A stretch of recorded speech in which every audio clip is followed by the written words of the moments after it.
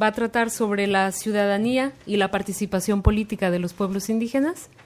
La reflexión de este panel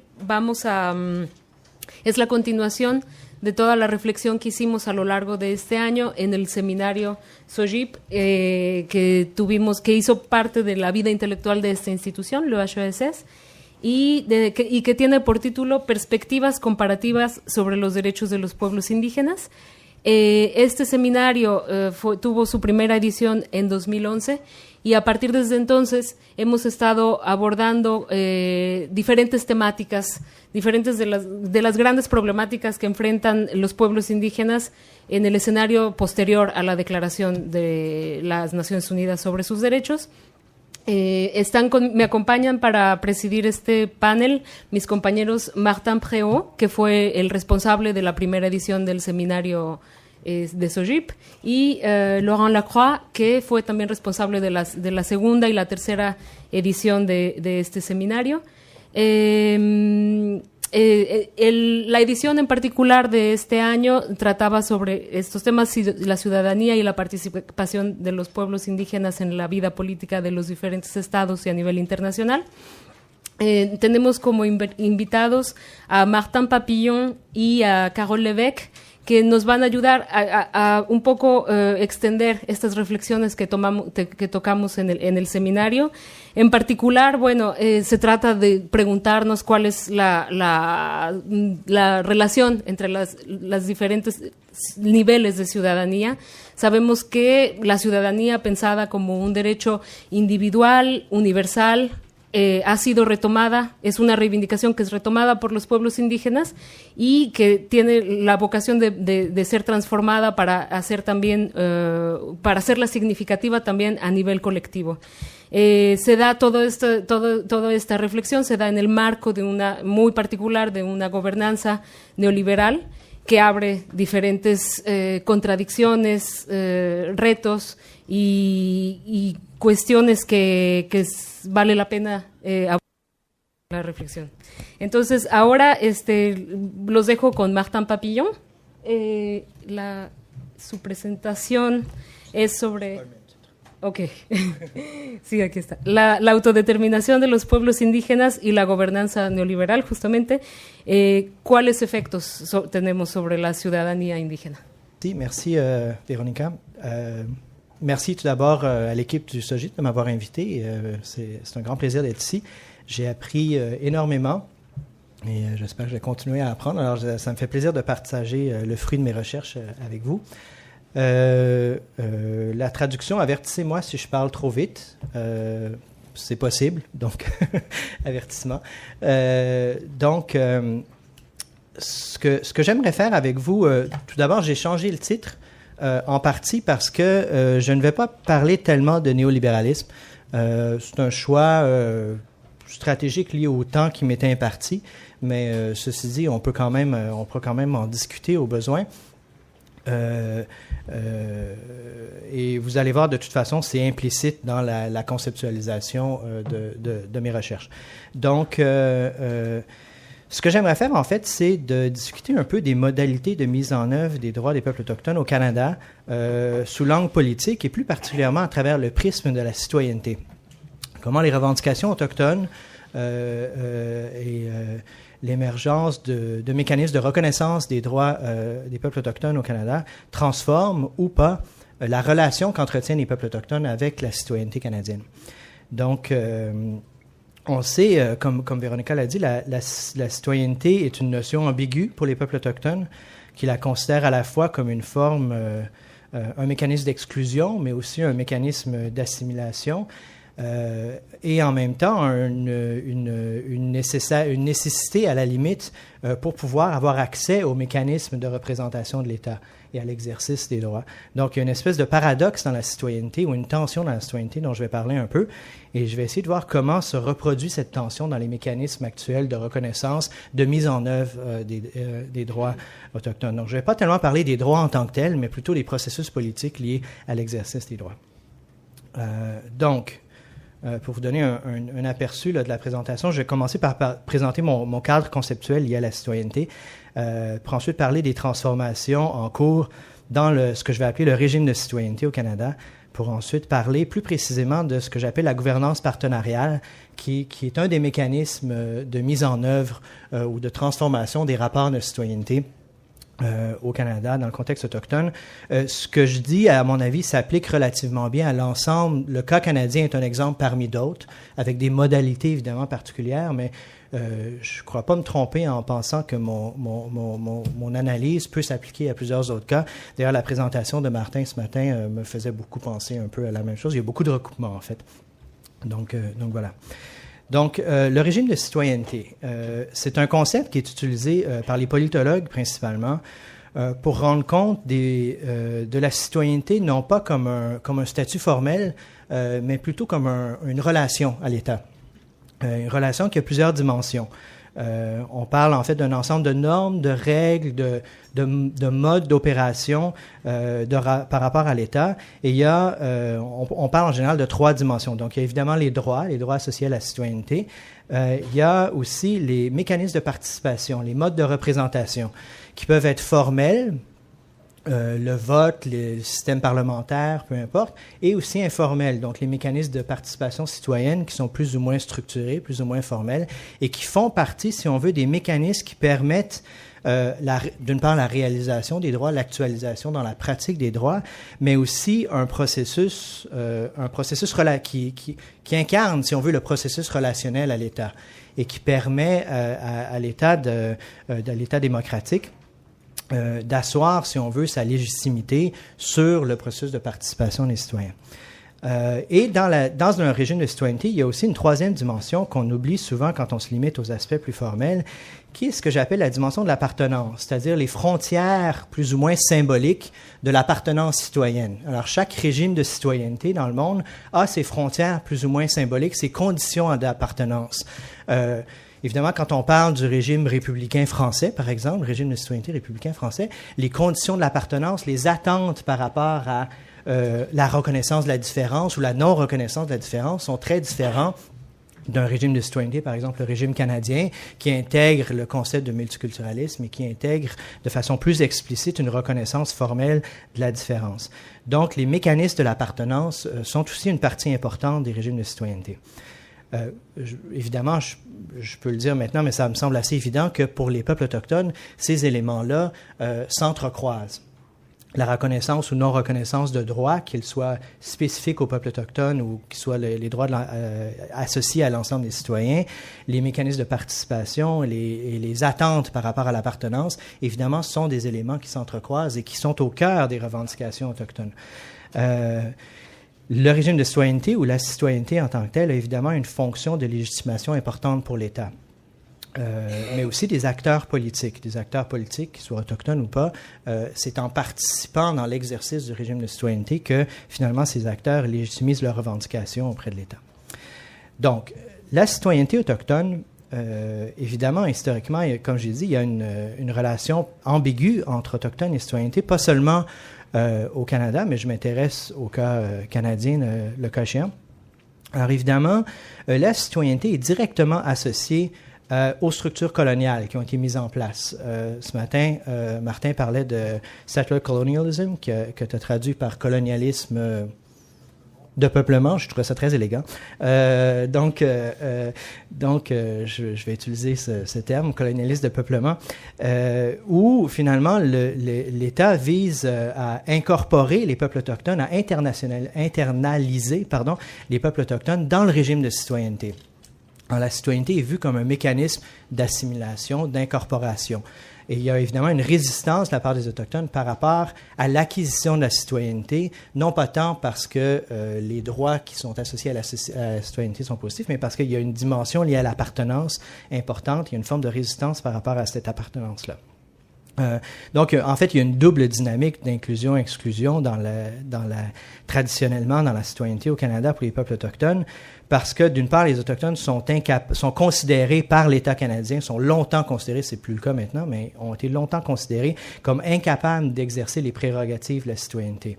Donc, ils sont des sujets de la couronne, des sujets de l'État, de l'autorité étatique, mais pas des acteurs citoyens dans l'ensemble politique canadien.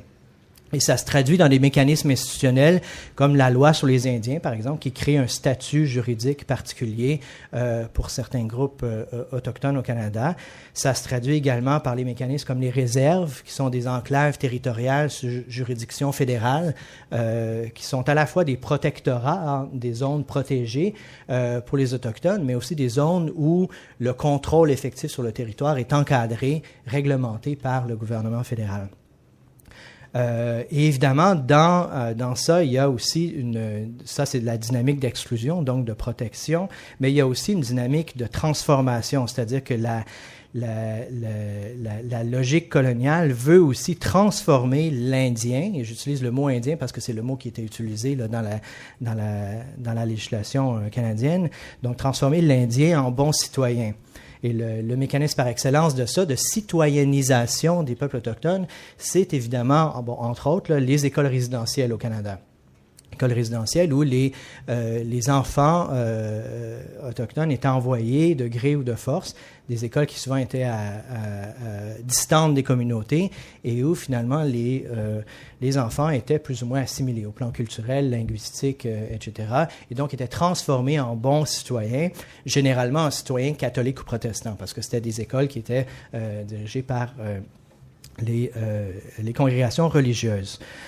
Aujourd'hui, on assiste à la fois à une continuité et à une rupture de ces mécanismes. Ces mécanismes ne sont plus en place au Canada pour la plupart. Les Autochtones ont le droit de vote, les écoles résidentielles, évidemment, n'existent plus, mais il y a quand même une logique de continuité, une logique de la tension avec le régime de citoyenneté continue. Je vais expliquer pourquoi un peu. Il y a aussi une logique de rupture par rapport à la citoyenneté chez les Autochtones, parce que, comme j'ai dit, la citoyenneté, il y a toujours eu une relation ambiguë, mais ce à quoi on assiste présentement, c'est à une logique de réappropriation de la citoyenneté de la part des Autochtones, de redéfinition d'une citoyenneté propre, qui n'est pas celle qui est imposée par l'État. Et là, il y a une tension, évidemment, entre la citoyenneté qui est proposée par l'État et la citoyenneté autochtone, qui se joue à plusieurs échelles. Et donc, je vais parler un peu de ça. Donc, continuité et rupture, allons-y un peu plus en détail. Au niveau, quand j'ai parlé des régimes de citoyenneté, j'ai parlé des droits, des mécanismes d'appartenance et de participation. Donc, si on regarde un petit peu plus en détail, évidemment, au niveau des droits, la reconnaissance des droits ancestraux et issus de traités dans la Constitution canadienne à partir de 1982 a considérablement changé la donne. On parle ici d'une reconnaissance formelle au niveau constitutionnel de droits qui sont justiciables, c'est-à-dire des droits qui peuvent être invoqués devant les tribunaux. Et dans un état de droit, normalement, et c'est toujours le cas du Canada, lorsqu'il y a des décisions judiciaires liées à ces droits-là, mais les gouvernements n'ont pas le choix de les suivre. Et effectivement, la reconnaissance des droits est devenue un outil politique important pour les Autochtones de revendication. Et ces droits-là ne sont pas les droits qui sont associés à la citoyenneté, mais dans le contexte canadien, on l'associe à une citoyenneté différenciée. C'est-à-dire qu'on n'exclut pas les Autochtones de la citoyenneté de par la reconnaissance des droits. Au contraire, on conçoit ces droits-là comme des mécanismes d'inclusion à la citoyenneté. Et ça, c'est évidemment particulier au contexte multiculturel canadien où il y a des mécanismes de reconnaissance de la diversité qui sont inclus dans la définition même des sphères d'appartenance de la citoyenneté. Je ne parlerai pas de la jurisprudence, de l'interprétation des tribunaux des droits ancestraux issus de traités au Canada, parce que je pourrais le faire pendant 20 minutes, puis je vais laisser en fait aux juristes la chance de le faire, mais j'aimerais tout de même mentionner l'importance de certains éléments. Je mentionne sur le PowerPoint ici l'arrêt Chilcotin de 2014, qui est tout récent, où la Cour suprême, finalement, sur la base de l'article 35, entre autres, reconnaît le titre ancestral à la nation Chilcotin. Le titre ancestral, donc, qui, jusqu'à présent au Canada, n'avait jamais été reconnu ni par les tribunaux, ni par des mécanismes politiques. En fait, avait été reconnu à travers la négociation de traités, mais immédiatement abrogé par ces traités. Donc, l'arrêt de Chilcotin est très important parce qu'il donne effectivement un outil politique important pour les Autochtones qui ont maintenant cette voie de revendication du titre ancestral à certains endroits au Canada où le titre ancestral n'a pas été abrogé par la négociation de traité. Ça concerne plus particulièrement la Colombie-Britannique, le Québec et les provinces maritimes. C'est juste un exemple.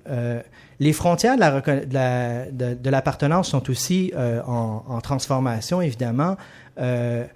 Les Autochtones se réapproprient, comme partout ailleurs, leur identité, leur culture, mais aussi des espaces citoyens au sein des communautés. Et là, le jeu d'échelle est important. C'est d'abord et avant tout au niveau des communautés que cet activisme identitaire, j'utilise le mot identitaire ici de façon pas nécessairement péjorative, cet activisme identitaire amène, si on veut, une conception de la citoyenneté où la citoyenneté, finalement, se joue à l'échelle de la communauté, hein, et se divorce un peu de l'État et des mécanismes institutionnels de l'État. Quand Martin Perrault, ce matin, parlait de cette volonté de la part des Autochtones d'effectuer une rupture avec les mécanismes institutionnels et de développer une forme une revalorisation des cultures, une régénération, si on veut, des processus politiques traditionnels autochtones, entre autres, mais c'est un peu ça. Et ça, si on veut, ce que ça a comme impact, c'est que ça crée au niveau symbolique, mais aussi au niveau des pratiques, une forme de régime de citoyenneté interne localisé dans les communautés autochtones qui interagit parfois en conflit, mais parfois aussi pas en conflit, avec le régime de citoyenneté étatique. Donc, il y a un jeu d'échelle ici important dans les frontières d'appartenance. Les mécanismes de participation maintenant, et c'est ce dont je vais parler un petit peu plus là, dans les 10 ou 15 prochaines minutes, les mécanismes de participation aussi ont changé. Il y a, avec cette volonté d'affirmation des peuples autochtones au niveau local, il y a aussi un nouvel activisme politique très marqué qui émerge, particulièrement chez les jeunes. Je ne sais pas si Carole Lévesque va parler un peu de ça, mais il y a très certainement chez les jeunes autochtones au Canada une volonté de transformation, une volonté de changement, mais aussi une volonté de remettre un peu en question les conditions de l'appartenance à la société, à la communauté politique canadienne. De dire, bon, on est Mohawk, on est Chilcotin avant d'être Canadien, et on est Canadien si les conditions de notre appartenance nous permettent de continuer à être Chilcotin, Cree, Mohawk, peu importe. Donc, une dynamique, une affirmation politique chez les jeunes, un mouvement politique très fort, qui devient en fait un espace citoyen, un espace de participation politique, un espace de politisation chez les jeunes qui était très peu présent avant. Hein, parce que la participation politique autochtone passait essentiellement par des mécanismes institutionnels étatiques, contrôlés par l'État. C'est beaucoup moins le cas maintenant. C'est beaucoup plus diversifié, beaucoup plus complexe, et ça change le rapport que les jeunes ont à la citoyenneté, justement. Une forme d'appropriation de la citoyenneté à travers ça. Évidemment, les mécanismes de participation ne sont pas qu'au niveau de la communauté. La mise en œuvre des droits autochtones, des droits autochtones qui ont été reconnus dans la Constitution, mais aussi d'autres éléments du rapport politique avec l'État, nécessitent des mécanismes institutionnels d'interaction, de négociation, qui sont des mécanismes qui existent partout, hein, pas juste au Canada, mais qui, je vais en parler là, dans le contexte canadien et essayer d'expliquer un peu quel est le lien avec la citoyenneté. Alors, il y a évidemment la question de la négociation d'entente politique, juridique, pour la reconnaissance, pour la mise en œuvre finalement des droits autochtones, la reconnaissance d'une part, mais aussi la mise en œuvre. On parle de la négociation de traités ou d'entente de revendication territoriale dans le contexte canadien, de négociation d'entente d'autonomie gouvernementale. Je ne parlerai pas des modalités de ces ententes-là et des limites très réelles de ces ententes-là, mais ça demeure des mécanismes à travers lesquels l'État canadien, fédéral et provincial d'ailleurs, interagit avec les communautés autochtones pour essayer de définir un cadre de gouvernance qui est mutuellement acceptable pour les différents partis. Alors là, évidemment, ça a un impact sur la citoyenneté puisque c'est un mécanisme de légitimation du cadre constitutionnel étatique à travers ces traités-là. Et ça, c'est très important. Évidemment, il y a des côtés négatifs et positifs à ça. L'élément sur lequel je voudrais insister un petit peu plus dans les prochaines minutes, c'est la question de la gouvernance partenariale. Donc, qu'est-ce que c'est la gouvernance partenariale? Ce sont les mécanismes de cogestion, de participation, par exemple, à la gestion du territoire, aux ressources, qui ont été mises en place soit à travers les traités ou les ententes formelles, ou en réponse aux décisions judiciaires, aux décisions des tribunaux, qui invitent finalement les autorités canadiennes à entrer en négociation avec les Autochtones pour trouver les modalités de mise en œuvre des droits. Alors, ces mécanismes-là c'est ce que j'appelle les mécanismes de gouvernance partenariale.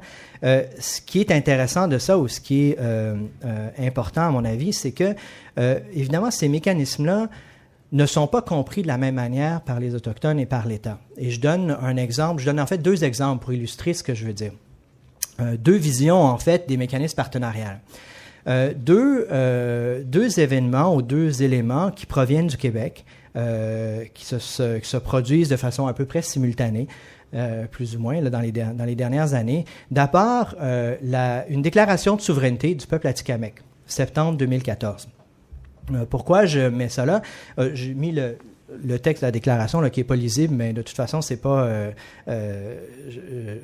l'idée, finalement, c'est d'avoir une déclaration symbolique. C'est quelque chose c'est un geste politique qui est de plus en plus fréquent au Canada et ailleurs. Je pense en Australie aussi, ce sont des mécanismes politiques. C'est des gestes symboliques d'affirmation, finalement, de contrôle sur les mécanismes décisionnels qui sont liés au territoire. Hein, c'est un peu ça. Quand on parle d'affirmation de la souveraineté, on ne parle pas de la création d'un État souverain autochtone sur le territoire traditionnel atikamekw, mais plutôt d'une volonté de définir un peu les frontières, justement, de qui décide quoi sur le territoire et d'établir un peu la préséance des processus décisionnels autochtones.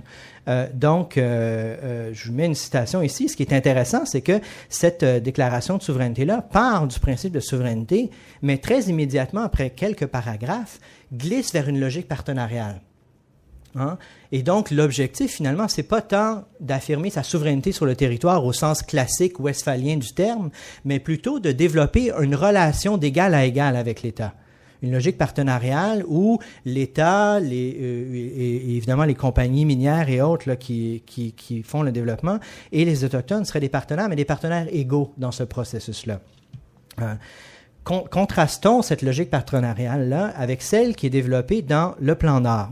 Qu'est-ce que c'est le Plan Nord? C'est en fait une stratégie du gouvernement du Québec, une stratégie de développement économique pour le nord du Québec, donc la section nordique de la province qui est moins densément peuplée et où les infrastructures finalement routières et autres sont peu présentes. Donc le coût, l'accès aux ressources naturelles dans ces territoires est importante et l'État a un rôle à jouer afin de favoriser l'accès, par exemple, des compagnies minières en construisant des routes. Alors, c'est des investissements principalement en infrastructure.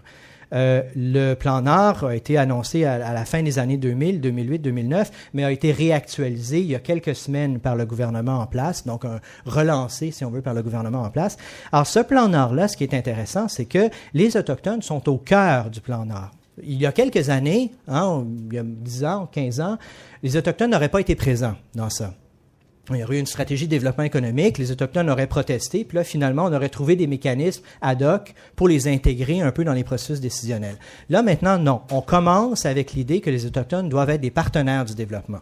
Et le langage du Plan Nord est très explicite là-dessus. Sauf que c'est pas le même genre de partenariat dont parlent, par exemple, les Atikamekw dans leur déclaration de souveraineté. On parle ici beaucoup plus d'un partenariat au niveau économique. Les Autochtones, les Atikamekw et autres, dans le Plan Nord, sont vus non pas tant comme des acteurs politiques du développement, mais plutôt comme des acteurs économiques. Des partenaires qui seront amenés à participer, à profiter du développement, à partager les bénéfices du développement, mais pas tellement à décider où, quand, comment le développement va se faire. Et la nuance, évidemment, est fondamentale. Donc, la logique partenariale ou la gouvernance partenariale n'est pas tout à fait la même. J'ai deux cartes ici là, que pour illustrer. J'aime bien mettre des cartes là, juste pour montrer un petit peu, pour situer un peu les choses. La première, ici, c'est le territoire traditionnel revendiqué par les Atikamekw. Soit dit en passant, cette carte-là, on voit Montréal, donc c'est un territoire qui est dans le moyen nord du Québec.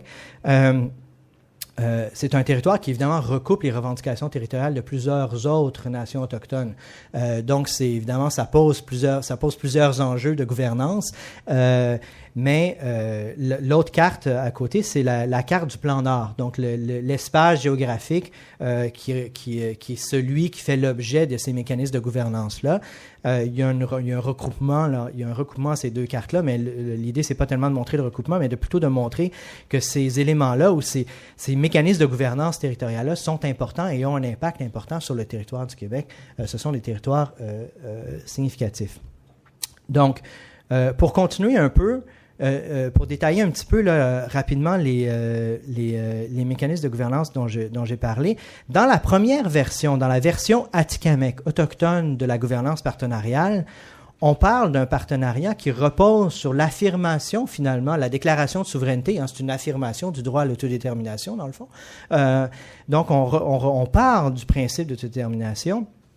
Et on part également du principe d'une citoyenneté qui serait plurinationale. Plurinationale au sens, on en a parlé un peu là, au sens où il y a coexistence finalement de groupes politiques distincts. Donc les Autochtones sont considérés dans le régime de citoyenneté canadien non pas comme individus, mais comme collectivité politique, hein, comme peuple. Et donc la gouvernance est structurée de nation à nation, de gouvernement à gouvernement, ce qui est très différent d'une gouvernance de type plus clientéliste ou plus structuré de façon sur la base des intérêts. Le partage du territoire à ce moment-là nécessite des processus de gouvernance conjoints où le principe d'égalité des partenaires, non pas tellement en ressources, en capacité ou en influence, évidemment, parce que ça ne pourra jamais être le cas. Je suis un politologue, donc je garde quand même en tête que les rapports de pouvoir ne sont pas qu'institutionnels, mais à tout le moins au plan institutionnel, il devrait y avoir reconnaissance du principe d'égalité entre les partenaires. Évidemment, aussi, deuxième aspect important de ce principe-là, c'est que les processus, les règles, les mécanismes de gouvernance, les mécanismes décisionnels sont définis conjointement. Hein? Ça, c'est extrêmement important, c'est-à-dire que ce ne sont pas des processus, des mécanismes de gouvernance partenariale qui sont définis unilatéralement par l'État, à laquelle les Autochtones sont invités à adhérer. Ce sont des mécanismes qui sont définis concrètement. Les règles sont définies conjointement.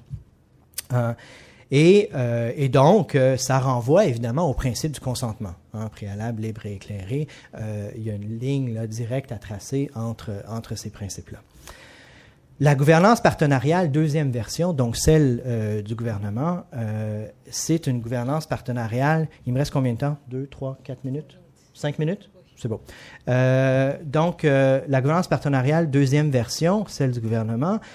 Les Autochtones sont invités à prendre part à la décision sur le développement et à en profiter, comme j'ai dit, mais d'abord et avant tout comme groupe intéressé. Il y a reconnaissance des droits ancestraux issus de traités, il y a reconnaissance d'un statut différencié pour les peuples autochtones dans le processus décisionnel, mais ce n'est pas un statut différencié qui amène un rapport d'égalité de nation à nation.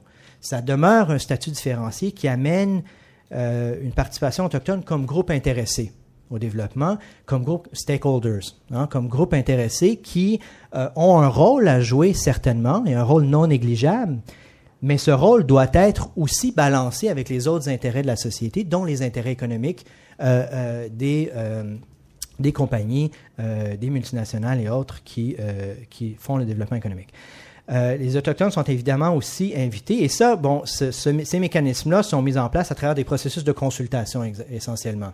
Donc, des processus de consultation qui traduisent, si on veut, l'obligation qui a été définie par la Cour suprême du Canada, l'obligation de consulter les peuples autochtones lorsque leurs droits peuvent être affectés par le développement. Et c'est un outil important pour les Autochtones, cette consultation-là, mais ça demeure une consultation. C'est donc un mécanisme assez passif de participation. Le deuxième volet, qui est peut-être le volet le plus complexe, mais le plus intéressant à mon avis, c'est que les Autochtones sont aussi invités à participer, comme j'ai dit, à la mise en valeur de leurs terres comme acteurs économiques. Et non pas politiques, comme j'ai dit. Et ça, le mécanisme principal qui émerge un peu partout dans le monde pour ça, pas seulement au Canada, c'est ce qu'on appelle en anglais les Impact and Benefit Agreements. En français, les accords sur les... Oui, retombées et avantages, merci. Les ERA, oui. Entente sur les retombées et avantages. C'est pas très élégant, mais bon. Donc, ces ententes, qui sont des ententes de nature privée, entre les compagnies qui développent, donc les compagnies minières et autres, et les Autochtones. Et là, le néolibéralisme de mon titre entre en jeu. Parce qu'on voit bien que là, l'État favorise ce genre d'entente-là.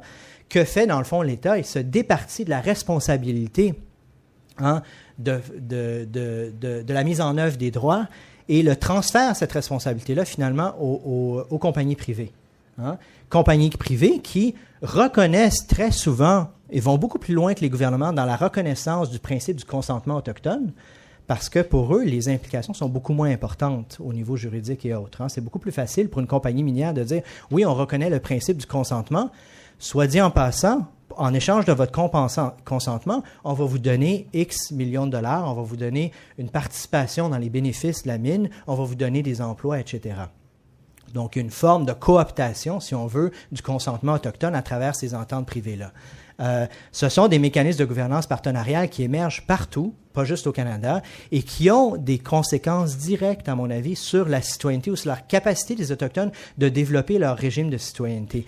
Pourquoi? Parce que ce sont des mécanismes qui opèrent une marchandisation ou une mise en marché de la citoyenneté. Le processus décisionnel, la participation des Autochtones à la prise de décision sur les priorités, etc. Donc, l'acte citoyen par excellence dans cette dynamique-là est finalement un acte qui est traversé par une logique de marché, où les Autochtones sont invités à consentir, à donner leur consentement en échange de bénéfices, en échange d'une participation. Donc, la non-séparation, si on veut, entre le fait de développer une stratégie politique ou si on veut, la non-séparation de la logique de gouvernance partenariale dans l'autorisation des projets, la responsabilité du gouvernement, et la participation économique au projet, toutes ces choses-là sont finalement fusionnées dans les Impact and Benefit Agreements.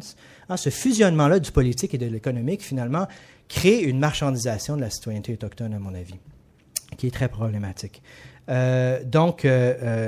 Je vais conclure. J'aurais d'autres choses à dire, mais je vais conclure parce que je suis conscient du temps.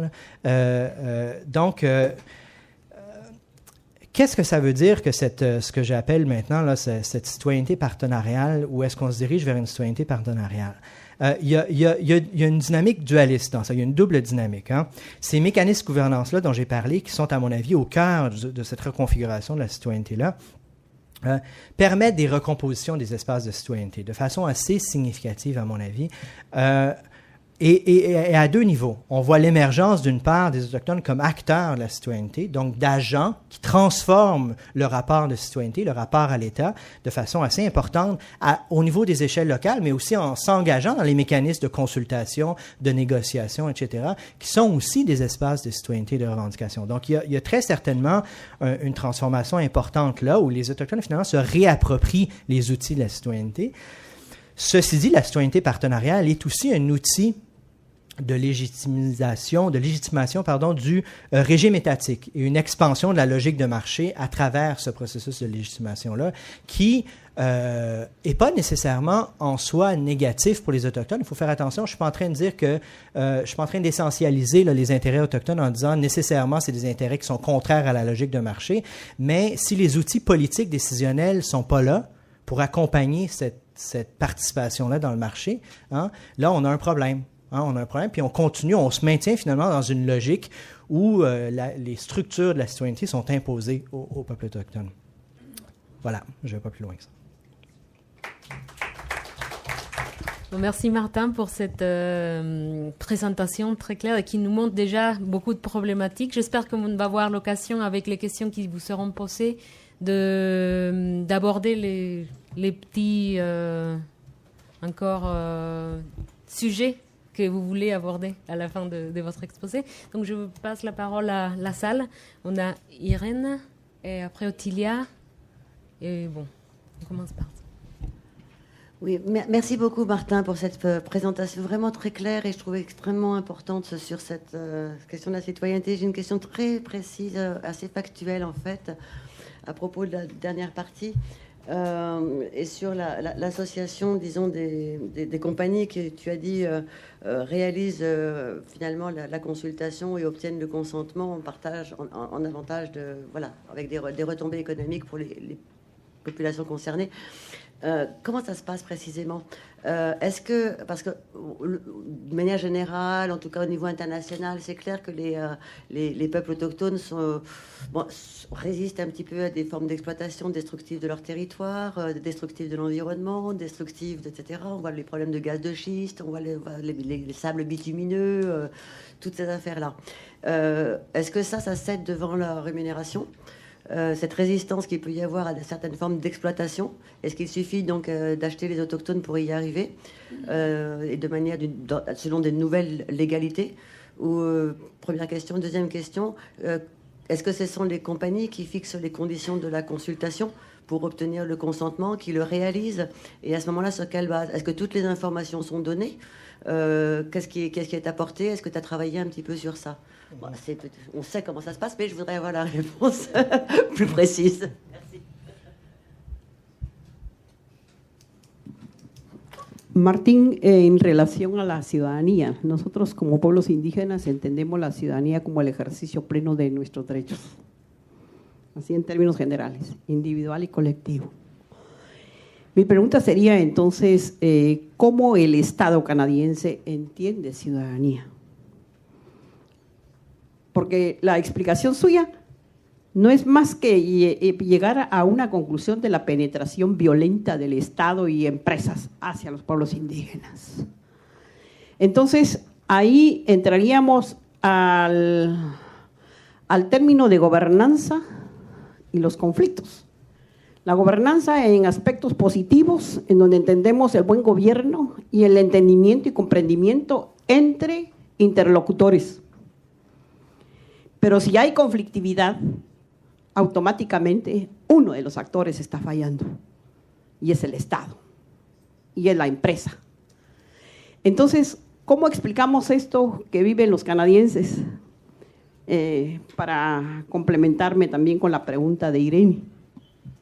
Y por otro lado, es cierto que ya no, otra pregunta, es cierto que ya no están las escuelas estas residenciales.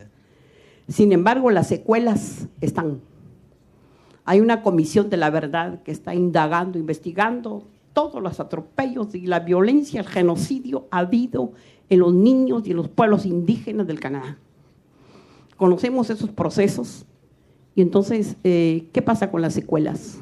¿Qué pasa con estas generaciones, esos niños que existe en ellos un trauma? Entonces, ahí hay dos preguntas.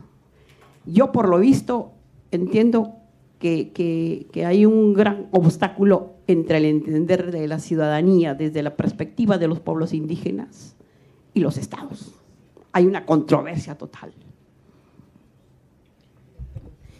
Podemos tomar otras dos preguntas, nada más les vamos a pedir que las formulen de manera muy, muy puntual para poder darle tiempo a Martin para que responda. Oui, Martin, merci pour cette présentation très riche. Une question par rapport à ta dernière diapositive et qui faisait un peu le point sur ta présentation, la conclusion. Tu disais que d'une part, il y avait l'émergence d'acteurs, enfin une réappropriation autochtone du concept de citoyenneté dans la pratique au niveau local, et puis par ailleurs une citoyenneté partenariale où l'État était présent encadrant un peu le dialogue établi entre l'entreprise et les peuples autochtones, mais avec une position de retrait pour laisser justement ce partenariat, pour que ce partenariat se réalise un peu plus directement entre les peuples autochtones et les entreprises. Et donc cette double dynamique me fait penser qu'il y a un retrait ou un rejet de l'État, et que l'État, que ça soit d'un point de vue des peuples autochtones ou des entreprises, ne va plus ou ne doit plus forcément intervenir ou réguler les relations de partenariat avec les peuples autochtones. Alors, est-ce qu'on va vers cela ou est-ce que c'est un peu plus complexe? Et puis la deuxième question qui est très liée à la première, c'est que donc tu parlais de cette... Martin Préau évoquait la décolonisation par le bas, un peu générée au sein des communautés aborigènes. Toi, tu parles de reconstruction de la citoyenneté par le bas, au niveau local. Et donc, c'est une question très naïve, mais volontairement naïve. Est-ce que, d'après toi, il peut se construire ou émerger une citoyenneté sans État, au final, en dehors du cadre de l'État?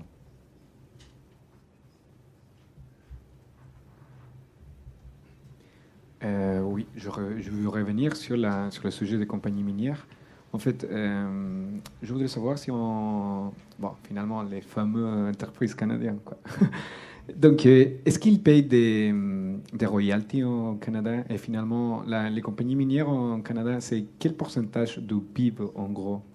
Et comment est-ce qu'ils payent des impôts aussi à l'État canadien? En fait, la logique de l'extractivisme qui après devient une logique d'état de welfare, non? Donc, si tu peux faire la relation avec ça. Merci. Il y a, la mise en œuvre des règles juridiques, des obligations juridiques liées à la reconnaissance des droits, soit à travers la Constitution, les traités ou autres, crée des obligations concrètes pour les gouvernements. Donc, il y a une obligation, par exemple, de consulter, et qui est une obligation de consulter, qui n'inclut pas un veto, sur quand les décisions de la couronne, donc des gouvernements, peut affecter l'exercice des droits ancestraux et traités. Les gouvernements, concrètement, très souvent, dans les processus décisionnels, transfèrent la responsabilité procédurale de cette consultation-là aux compagnies privées. Donc, concrètement, ce qui se passe, c'est que ce sont les compagnies minières, par exemple, qui consultent les Autochtones, font rapport au gouvernement, et là, le gouvernement autorise ou pas les projets sur la base de cette consultation-là. Qu'est-ce que ça veut dire? Concrètement, on s'entend, c'est que la relation, l'État, encore une fois, se retire de ce processus-là et laisse la marge de manœuvre aux compagnies pour finalement mélanger la consultation, qu'il y a un processus décisionnel sur l'autorisation du projet, comme j'ai dit, qui est un processus politique, et la négociation d'entente d'ordre économique sur les profits, sur les bénéfices du développement, qui là est une relation de nature privée là, entre l'entreprise et les Autochtones. Mais ces deux choses-là sont mélangées dans les faits. Et c'est ça qui pose problème. Donc, comment ça se passe concrètement? Les compagnies minières arrivent dans les communautés. Et là, faut pas se méprendre. Il y a des cas où ça fonctionne très bien. Il y a des compagnies minières maintenant qui ont compris qu'elles ont avantage à éviter les conflits avec les Autochtones et qui font ce processus-là de façon assez sérieuse, assez systématique, et qui prennent l'obligation de consentement au sérieux. Il y en a. Ceci dit, même celles qui le prennent au sérieux, là où ça devient plus problématique, c'est quand il n'y a pas consentement. Qu'est-ce qu'on fait quand il n'y a pas consentement? Qu'est-ce qu'on fait quand le processus de consultation mène à une impasse? Qu'est-ce qu'on fait quand il n'y a pas d'entente sur les répercussions et avantages parce que les communautés refusent? Il y en a des cas. Et là, à ce moment-là, le processus se judiciarise parce que les droits sont protégés dans la Constitution. Les Autochtones ont des outils juridiques au Canada très puissants. L'interprétation des droits est encadrée, minimisée, on peut la critiquer, mais ça demeure des outils très puissants. Alors, qu'est-ce qui arrive? Ça judiciarise. Et là, ça va devant les tribunaux. Et là, jusqu'à présent, ce qu'on a devant les tribunaux de tout ça, c'est s'il y a une atteinte au droit, il faut qu'il y ait une justification. Donc, à ce moment-là, les gouvernements doivent justifier l'intérêt économique pour porter atteinte au droit. Alors, concrètement, la plupart du temps, cette justification est relativement facile à faire. Mais dans certains cas, je n'entrerai pas dans les détails, mais dans certains cas, ça peut être plus difficile. Mais tout ça pour dire que, donc, il y a une judiciarisation du processus dans ce temps-là. Donc, premier élément de réponse, à tout le moins partiel, qui fixe les règles, c'est principalement le gouvernement, mais qui délègue. Donc, finalement, il y a une marge de manœuvre importante. La question de la citoyenneté, l'interprétation de la citoyenneté par le gouvernement canadien, par les Autochtones, cette tension-là, c'est un peu la tension à laquelle je faisais référence dans ma présentation. Effectivement, cette tension est toujours présente. Elle n'est pas disparue, au contraire. Il y a une très forte résistance de la part des Autochtones à parler même de citoyenneté, ce qui n'est pas surprenant étant donné l'héritage. J'utilise le concept de citoyenneté justement comme un concept analytique et non pas comme une réalité statutaire empirique. Ce n'est pas tout à fait la même chose. Ce que je dis, c'est que dans le fond, les revendications autochtones remettent en question les frontières politiques, juridiques de la citoyenneté. Visent à redéfinir ces frontières-là. Par contre, si dans les communautés, si on demande aux populations, aux groupes, dans les communautés, aux individus, qu'est-ce que ça veut dire pour vous, la citoyenneté canadienne? Je pense que la référence est très négative. Et demeure très négative. Pour l'État canadien, qu'est-ce que ça veut dire, la citoyenneté autochtone? Ça veut toujours dire une logique d'incorporation. Ça veut toujours dire amener les Autochtones à faire partie de l'ensemble politico-juridique canadien. Et c'est toujours ça le défi, et c'est un processus qui est inachevé et qui, espérons, ne s'achèvera pas complètement. Ou en tout cas, s'il s'achève à des conditions qui soient mutuellement acceptables. Là, présentement, ce n'est pas le cas, certainement. Donc, les écoles résidentielles, rapidement, effectivement, vous avez tout à fait raison, les conséquences des écoles résidentielles demeurent. C'est un enjeu extrêmement important au Canada présentement, très débattu. Je ne ferai pas le résumé là, des différents mécanismes qui ont été mis en place, mais une chose qui est importante, je pense, et vous l'avez exprimé, c'est que présentement, l'État canadien reconnaît, il y a eu des excuses officielles du gouvernement en 2008, reconnaît le tort qui a été créé aux Autochtones, donc il y a une responsabilité, qui a des implications au niveau juridique importantes, mais ces torts-là ou ces conséquences-là dans le passé. Et c'est ça qui est important, c'est que présentement, on a un processus en cours de réconciliation lié aux conséquences des écoles résidentielles, mais ce sont des conséquences passées.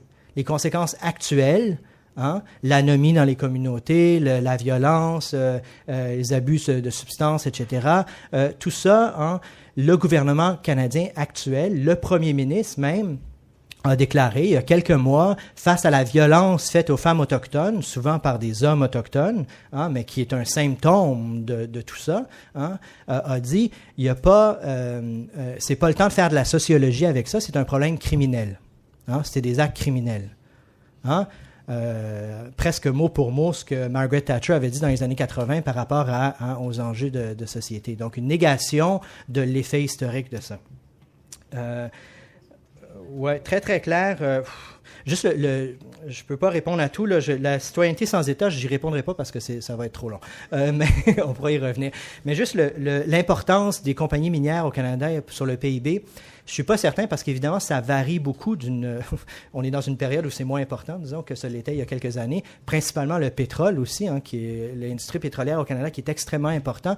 Ça varie le PIB d'une province à l'autre. D'accord? En Alberta, je sais que l'industrie pétrolière, l'industrie des ressources, je me trompe peut-être, là, mais c'est environ, les autres Canadiens dans la salle me corrigeront, mais c'est environ 30% du PIB. Donc, c'est énorme.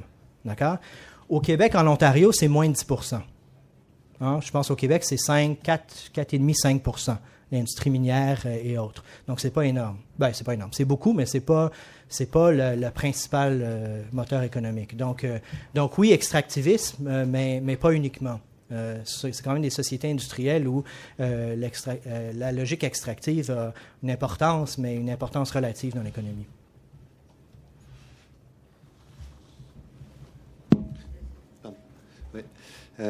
Merci Martin pour ces explications. Tu n'as pas souhaité répondre à ce que devenait la citoyenneté quand l'État se retirait et qu'on était dans une situation... Donc ça me reposer la question. Néolibérale. Non, je ne vais pas te reposer la question, mais je vais plutôt passer la parole à Carole Lévesque qui intervient avec une présentation qui s'appelle « Gouvernance et géopolitique autochtone au Québec » et qui justement prend en compte... la transformation des logiques relationnelles au sein du monde autochtone et entre le monde autochtone et le monde non autochtone. Et ça, je pense, devrait nous permettre d'aller plus avant dans ces questions-là et dans la compréhension des dynamiques à l'œuvre au Canada, notamment dans la construction active d'une citoyenneté autochtone, dans une situation de gouvernance, c'est-à-dire où l'État n'est plus le seul acteur légitime pour penser... les questions d'inclusion et de prise de décision. Je ne présente pas Carole Lévesque autrement que de dire qu'elle est anthropologue et qu'elle a fondé notamment le réseau Dialogue, réseau de recherche de connaissances relatives aux peuples autochtones, réseau qu'elle anime depuis plus d'une dizaine d'années et que je pense la plupart d'entre vous connaissent très bien. Merci Martin. Première chose, cette présentation, elle a deux auteurs, Daniel Salé et moi-même. Mon collègue Daniel Salé n'a pas pu faire le voyage pour des raisons familiales, mais il s'agit bien du résultat de nos réflexions. Nous travaillons ensemble aussi depuis longtemps Daniel Salé est politologue. Comme Martin l'a dit, je suis anthropologue, ce qui peut faire une combinaison assez intéressante. Par ailleurs, Martin et moi ne nous sommes pas du tout consultés et concertés pour nos présentations. Vous allez voir qu'il y a beaucoup de choses qui se recoupent, ce qui est à la fois très rassurant quand on passe en deuxième, mais ça va me permettre aussi peut-être d'ajouter quelques dimensions qu'il a sans doute pensées de manière plus globale, mais moi, je vais apporter un point de vue un peu plus local. Il parle du volet empirique. Bon, comme anthropologue, pour moi, c'est absolument essentiel. Donc, ça vous donne un aperçu de l'orientation de cette présentation. Alors, juste rapidement, pour vous donner une idée de ce qui se passe au Canada, il y a 617 collectivités ou communautés autochtones inscrites sur le territoire canadien. Et évidemment, tout ça, la carte n'est pas très bonne, mais c'est pour vous donner un ordre de grandeur. On parle actuellement au Canada ça varie parce qu'il y a plusieurs catégories. On parle en 2013 d'environ 1,8 million d'Autochtones au Canada. Vous avez le Québec, hein, nous sommes là. Donc, mon propos porte spécialement sur la situation du Québec. Voici le Québec en plus grand. Et au Québec, il y a 54 collectivités et communautés autochtones, c'est-à-dire qui ont une assise géographique spatiale. De ces 54 communautés, il y en a 42 qui sont des collectivités amérindiennes, c'est-à-dire où résident les Amérindiens organisés en Premières Nations, et 14 villages, qu'on appelle villages, mais aussi communautés inuites, dans le nord de la province. Hein. Vous avez les communautés inuites ici tout le tour, et vous avez, à partir d'ici, à peu près, les communautés amérindiennes. Et je vais juste reculer quelques secondes. Vous pouvez voir que les communautés sont très périphériques, c'est-à-dire, à l'exception d'ici, où il y a une concentration, on est toujours sur les côtes. Et ça a une incidence aussi sur les réalités autochtones. Donc,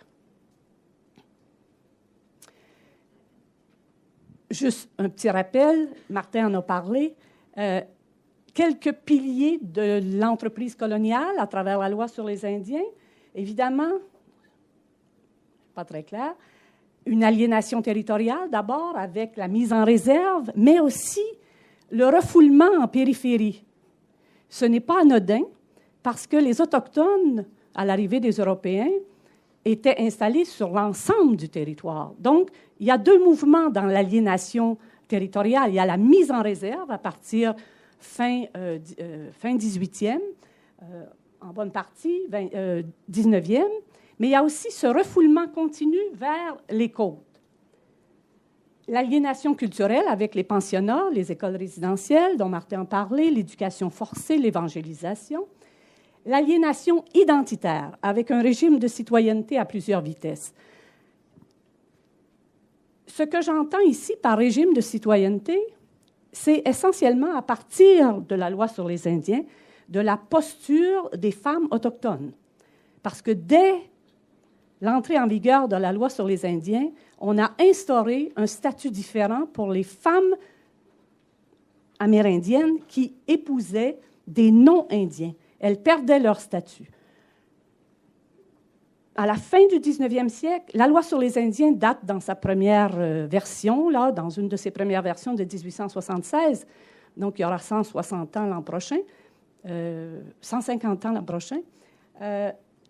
Ces dispositions qui concernaient les femmes ont toujours existé, mais elles ont été beaucoup plus mises en vigueur après la Deuxième Guerre mondiale.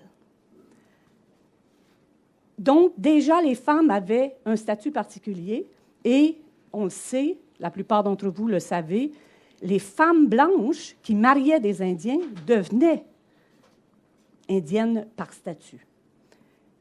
Aliénation politique, évidemment, avec l'imposition d'un mode de chefferie et de gouvernement. On n'ira pas trop dans les détails, mais c'est pour vous donner une idée de l'impact de cette entreprise coloniale qui perdure toujours aujourd'hui, bien sûr, mais avec des modalités fort différentes. Il est clair que depuis les années 60, il y a eu d'incontestables changements dans le rapport des Autochtones avec l'État, mais aussi dans les modes de vie des Autochtones. Alors, j'ai mis rapidement quelques exemples. Hein. C'est très, très large. On pourrait en parler pendant des jours. Bien sûr, au début des années 60, la mise sur pied de coopératives dans l'Arctique auprès des communautés inuites. Quelque chose qui est quand même assez important et dont on ne parle pratiquement plus aujourd'hui. La lutte des femmes pour l'abolition des clauses discriminatoires de la loi sur les Indiens dès le milieu des années 60. Et ça, c'est quand même extraordinaire pour l'époque. L'opposition des Cris, à l'époque, début des années 70, au méga-projet de développement hydroélectrique de la baie James, et qui a conduit à la signature du premier traité de l'ère moderne au Canada, au Québec bien sûr, mais au Canada. La création des centres d'amitié autochtones au Canada.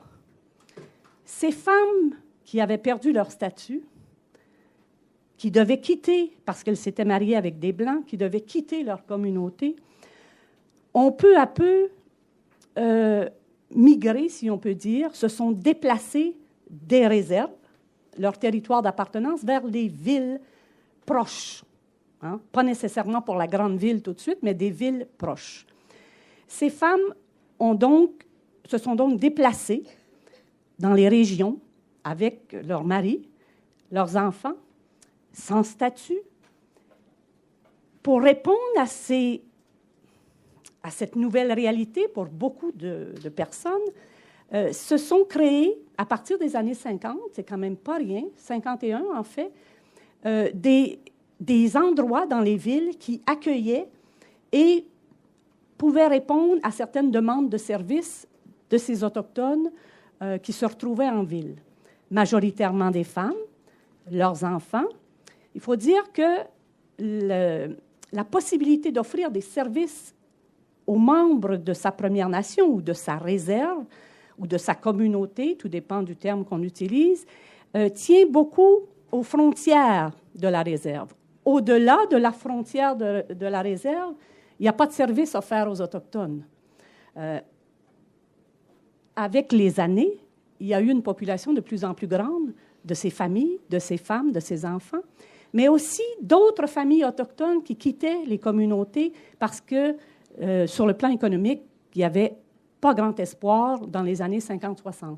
Donc, aujourd'hui, au Canada, il y a 117 centres d'amitié autochtones et on estime qu'il y a au moins 60% de la population autochtone totale au Canada qui vit dans les villes. Et dans l'Ouest canadien, dans certaines provinces, Manitoba, notamment Saskatchewan, on est près du 70%. Et vous verrez tout à l'heure que ça a une incidence extrêmement importante sur la gouvernance. 70% dans certaines régions. On considère que la ville de Winnipeg, d'ici à peu près 15 ans, sera majoritairement peuplée de personnes autochtones, avec statut. Donc, ce n'est pas anodin. Évidemment, en 82, Martin l'a souligné, la reconnaissance constitutionnelle des 3 groupes de descendants des premiers peuples, premiers habitants du Canada, les Amérindiens, les Métis et les Inuits. Tout ça, ce sont des manifestations, il y en a des milliers, manifestations de ce qu'on appelle l'agentivité autochtone.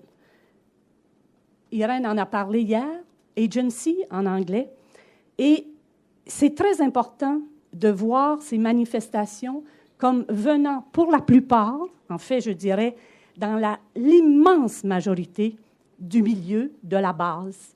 Ce sont des manifestations des expressions, des défis qui ont été relevés à partir du monde autochtone, et ils se comptent, ces défis, ces réalisations, par milliers au Canada. Sans aucun doute, de nouvelles avancées sociales, juridiques, politiques autour de ça.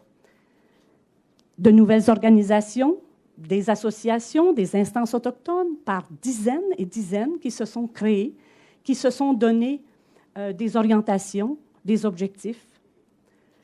Des écoles, des collèges, des universités maintenant. Une commission d'enquête nationale entre 91 et 96 qui est considérée, qui doit être considérée comme un des événements charnières contemporains du monde autochtone. Des décisions extrêmement importantes ont été prises lors de cette commission qui, pour la première fois, a donné directement la parole aux Autochtones eux-mêmes.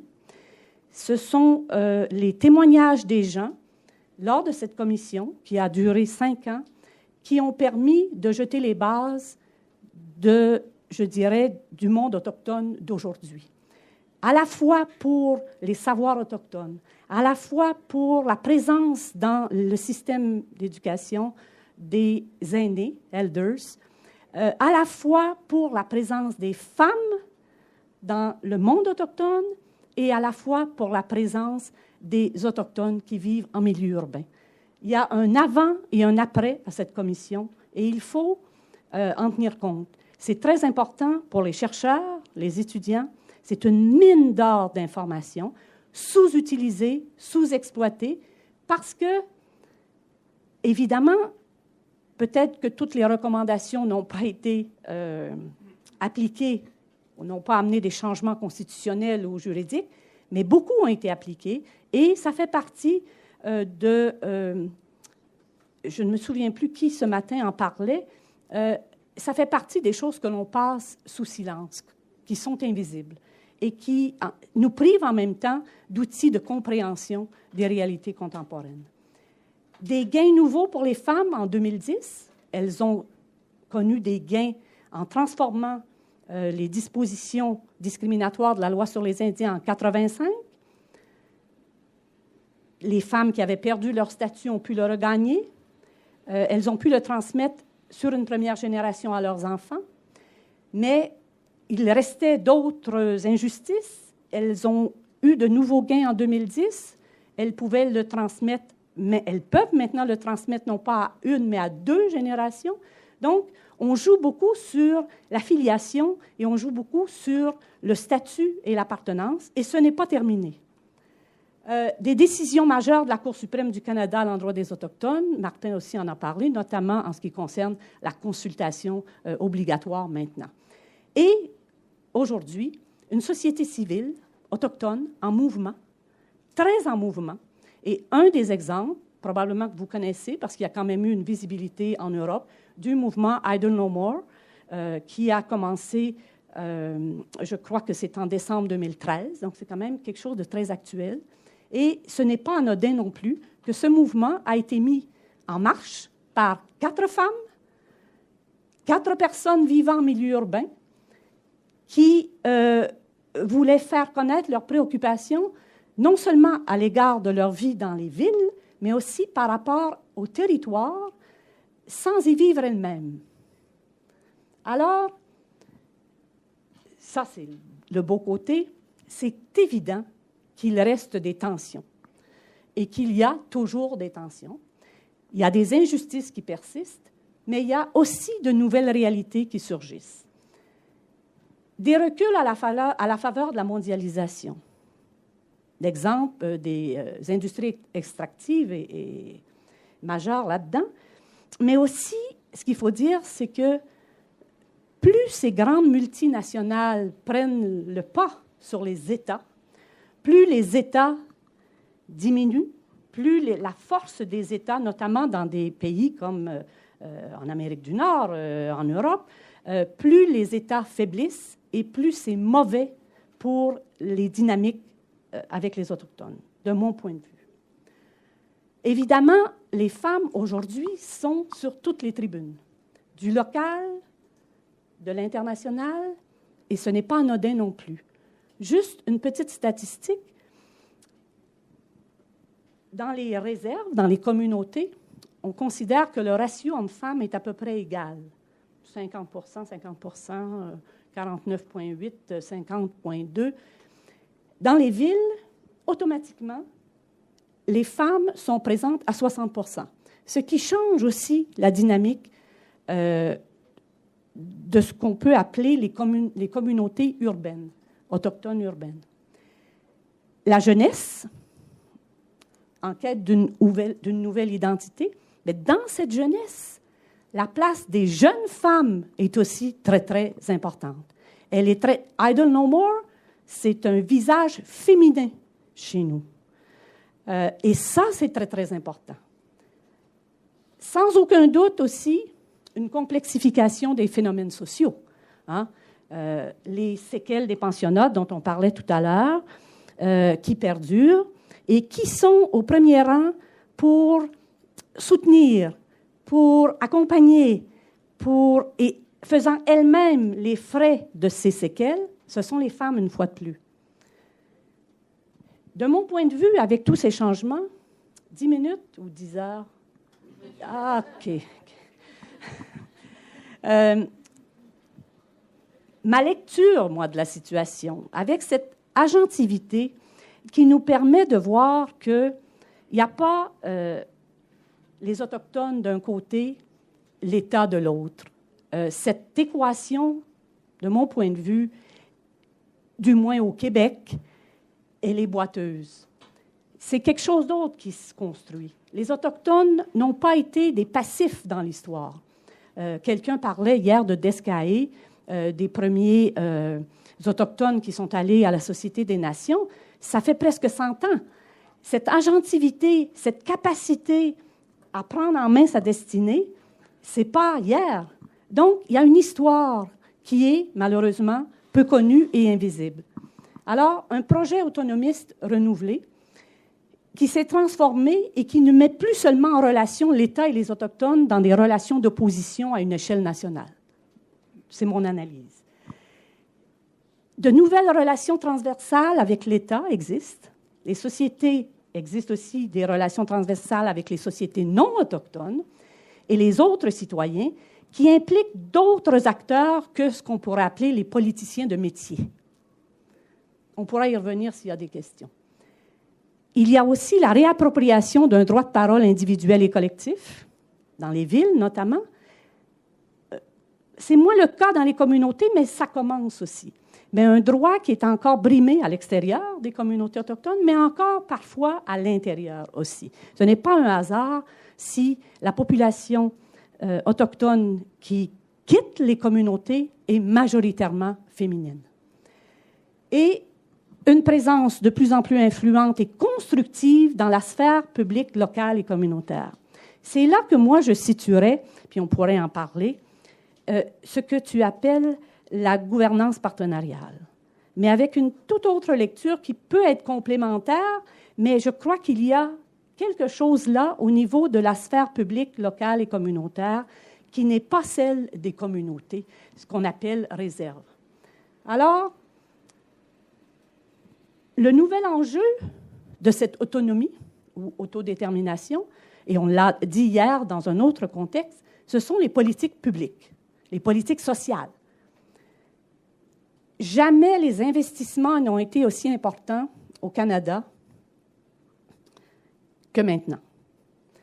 Mais il y a des effets adverses qui se manifestent et qui limitent évidemment la portée et l'efficacité de ces politiques. Il y a aussi très fortement la volonté de trouver de nouvelles réponses. Cette volonté n'a jamais été si grande. Je vois que j'ai oublié un petit « Augmentation du nombre de personnes en situation d'itinérance. Il y a 15 ans, 10 ans, on ne parlait pas de personnes autochtones en situation d'itinérance dans les villes au Québec, et pas juste dans la grande ville.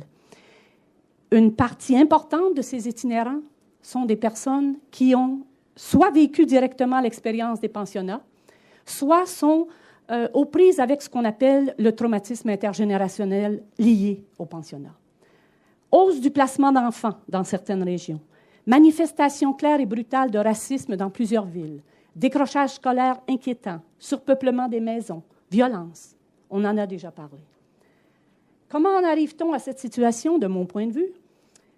Les approches et les logiques d'action qui sous-tendent la grande majorité des politiques publiques actuelles sont généralement de facture néolibérale et universaliste. Elles ne correspondent pas aux approches, perspectives, savoirs, besoins et visées des Autochtones, qu'ils vivent dans les communautés, dans les villes petites ou grandes, ou même dans les capitales, dans la capitale nationale, ou les capitales nationales, si on est à l'échelle du Canada. Deuxièmement, on en arrive à cette situation parce qu'on ne connaît pas le terrain. Le terrain, c'est-à-dire la réalité quotidienne des gens. On a perdu de vue, dans la majorité des cas, cette connaissance de la part de toutes les parties concernées.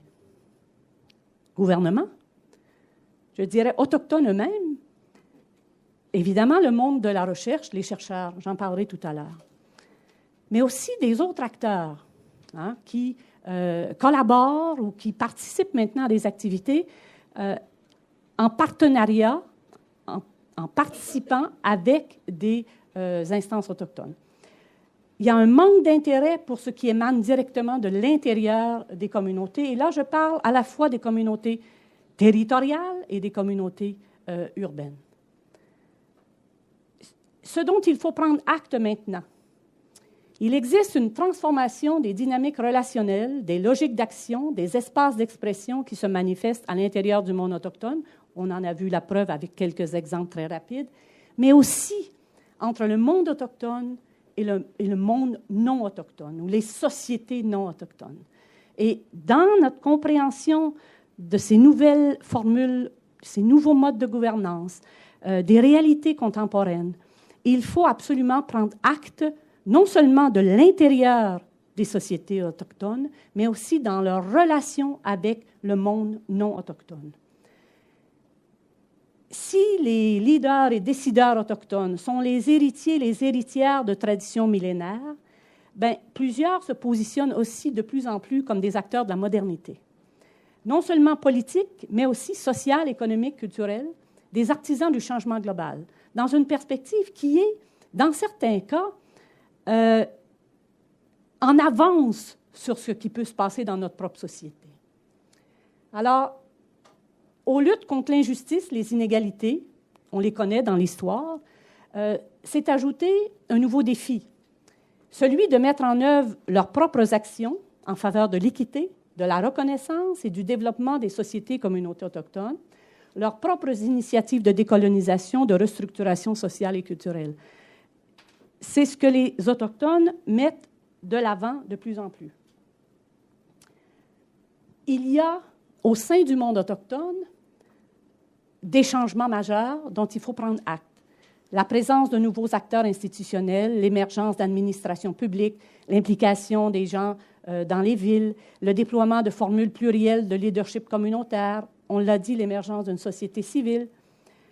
Et entre le monde autochtone et le monde non autochtone, de nouvelles stratégies de cohabitation, de coexistence, de participation citoyenne. Les Autochtones des villes parlent facilement de leur nouvelle citoyenneté. Donc, on a là quelque chose de plus, et c'est tout à fait vrai, que lorsqu'on arrive avec ce concept-là dans les communautés, on en a peur. Donc, est-ce qu'il y a là une différence? Est-ce que les femmes qui prennent souvent la parole dans les villes abordent cette question de citoyenneté différemment? C'est à voir. C'est le cas en santé, avec la mise sur pied dans les villes québécoises de cliniques qui reposent sur la démarche de sécurisation culturelle, cultural safety, un concept, une approche qui a été développée en Nouvelle-Zélande depuis la fin des années, début des années 90, et qui, aujourd'hui, a énormément de résonance avec ce qui se passe au niveau des centres d'amitié autochtones au Québec, à l'extérieur, à l'échelle du Canada, et qui permet beaucoup d'espoir dans la manière d'interagir avec le système de santé québécois. Même chose en éducation. On voit le déploiement de nouveaux projets collaboratifs qui visent la réussite scolaire. L'État n'est pas là l'État, avec un E majuscule, n'est pas là. Ce sont les écoles, les municipalités, évidemment des structures municipales ou régionales qui découlent de l'État, mais l'État qui était le premier interlocuteur, l'État en haut de la colline au Parlement, n'est pas là-dedans. Alors, évidemment, et j'achève, il devrait me rester une demi-heure, non, 2 minutes. Il est clair que l'invisibilité est toujours à l'œuvre. Et elle est à l'œuvre au moins à 3 niveaux.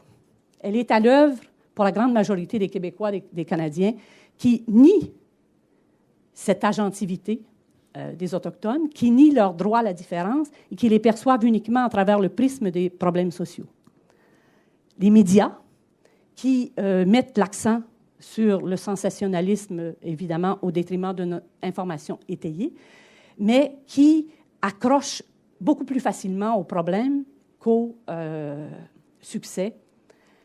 Mais aussi, et là-dessus, ça me touche plus directement, ce sont des initiatives, des réalisations, des innovations qui sont invisibles pour la communauté scientifique, qui s'est encore très, très peu penchée sur les enjeux et les paramètres de cette nouvelle configuration géopolitique, c'est-à-dire ce n'est plus seulement la géographie des réserves, ce n'est plus seulement la géographie des territoires, comme on l'entend, mais c'est une géographie à l'échelle provinciale, et on pourrait dire canadienne si on était à l'échelle du Canada, qui vient changer la donne. Et si on n'en tient pas compte, il va y avoir des conséquences à cette invisibilité des réalités. Cette nouvelle configuration géopolitique, sociétale, citoyenne, qui caractérise le monde autochtone d'aujourd'hui. Alors, si on reprend la carte du début, bien sûr, on a toujours nos 42 collectivités amérindiennes, on a nos 14 villages inuits, mais on a au moins 50 villes au Québec avec une population autochtone qui est supérieure à l'ensemble de la population qui vit dans les villages. S'il n'y a pas là un rapport de force, je ne sais pas compter. Mise en œuvre de nouveaux modes de gouvernance vers une nouvelle citoyenneté. D'après nos estimations, il y a à peu près 100 000 personnes autochtones qui résident de manière temporaire ou permanente dans les villes et villages du Québec aujourd'hui, en 2015. Comment se traduit cette transformation systémique? Évidemment, de nouvelles configurations, je vais passer rapidement. Des services culturellement pertinents et sécuritaires qui peuvent répondre ou qui tentent de répondre aux besoins des Autochtones, mais qui mettent aussi en valeur en même temps les aspirations et les voies de solution que les Autochtones proposent. La porte ouverte à l'innovation sociale. Je dis souvent à la blague, les Autochtones sont condamnés à l'innovation sociale. Ils n'ont pas le choix puisqu'ils doivent chaque fois contourner les embûches que la société place, parfois même à son insu. Ils n'ont pas le choix de l'innovation sociale. Donc, à cette notion d'agentivité dont on parle, moi, je crois qu'il faut ajouter la notion d'inventivité. 2500. Ce n'est pas l'argent que j'ai dans mon portefeuille. J'ai fait une petite estimation sommaire dans le but de développer un projet de cartographie générale à l'échelle du Québec. Il existe actuellement, selon toute probabilité, au moins 2500 structures, ce qu'on appelle structures sociales, autochtones au Québec, dans les communautés, dans les villes. Si on demande aux gens, mais quelles sont les principales structures, instances qui existent, on va nommer l'Assemblée des Premières Nations, l'Association des femmes autochtones, on va en nommer 5-6. Si vous êtes en région, vous pouvez en rajouter quelques-unes. Mais j'ai fait un décompte. Approximativement 2500 structures, projets, instances, associations, initiatives de reconstruction, projets pour les jeunes, écoles. On parle de l'éducation des Autochtones. Qui peut me nommer les 68 écoles par leur nom? 68 écoles autochtones au Québec. Jamais on ne parle des 68 écoles comme si c'était des espaces occupés par des gens. On parle on ne sait même pas d'abord qu'il y en a 68. Et c'est très abstrait. Il faut se donner la peine, nous, comme chercheurs, de construire cette cartographie. C'est un des projets que l'on met en branle à l'heure actuelle. J'achève. Il faut aussi que les transformations en cours se fassent dans le monde de la connaissance, dans l'univers de la connaissance. Et je dis bien connaissance, je ne dis pas recherche. Parce que la recherche que nous faisons comme universitaires n'est qu'une partie de la connaissance. Et donc, je dis connaissance, c'est à dessein. Il faut changer nos approches, revisiter les méthodologies. Il faut des pratiques de recherche partenariale pour aller à l'intérieur des communautés, pour faire à l'intérieur des communautés, pour rendre visible ce que la société s'acharne à rendre invisible. Si nous, on ne le fait pas, je ne sais pas qui va le faire. Il faut développer des initiatives de coproduction des connaissances, de plus en plus. Donc, correspondance de savoir scientifique, savoir autochtone, savoir des femmes, pas juste savoir des hommes, savoir aussi des jeunes qui construisent une nouvelle réalité, qui se construisent de nouvelles identités dans ce nouveau monde. Il y a une responsabilité et un engagement des chercheurs qui doit être fait, qui doit être pris pour la visibilisation du monde autochtone, des manifestations de son agentivité et de ses vecteurs d'innovation sociale. Il faut revoir les critères d'universalité. Nous-mêmes, on est piégés parce qu'on a des réflexes. On va parler des communautés autochtones. On va dire qu'il y a des communautés inuites, il y a des communautés amérindiennes. On oublie les villes, on oublie les femmes, on oublie tel groupe, on oublie et on est piégé. Alors, si on ne le fait pas, qui va le faire? Il faut que les discours démocratiques qui prônent l'égalité cessent d'engendrer des inégalités à leur tour. Et nous, on a un rôle comme chercheurs là-dedans. Alors, pour reprendre les mots du chercheur Onondaga Davenuas, il faut passer de l'idée de l'Indien qui est un fardeau à celle de l'Autochtone citoyen. C'est un processus qui prend du temps et qui demande davantage qu'un simple changement de perspective. Ça prend, au départ, la reconnaissance de la place unique qu'occupent les Autochtones parmi les peuples fondateurs du Canada, évidemment. Mais c'est aussi, ça demande une ouverture face à la contribution des Autochtones à la modernité, et non pas simplement au passé vieillot, à la tradition, à la modernité. Ça ne veut pas dire qu'on exclut la tradition, mais ça veut dire que réfléchir ou construire une réflexion autour de la tradition, ça fait partie de la modernité. Ce processus requiert également de rompre avec l'idéologie du rattrapage, selon laquelle les Autochtones sont perçus, et on les voit partout, comme à la remorque de notre société. Hein, on souhaite, quelqu'un en parlait ce matin, du rattrapage en éducation, en économie. Il y a des écarts importants en santé. Oui, bien sûr, il faut faire des pas, mais il faut que ça soit en dehors de cette idéologie que les Autochtones sont derrière nous et vont nous rattraper à un moment donné, ce qui est totalement illusoire. Ils vont prendre le chemin qu'ils vont choisir de prendre.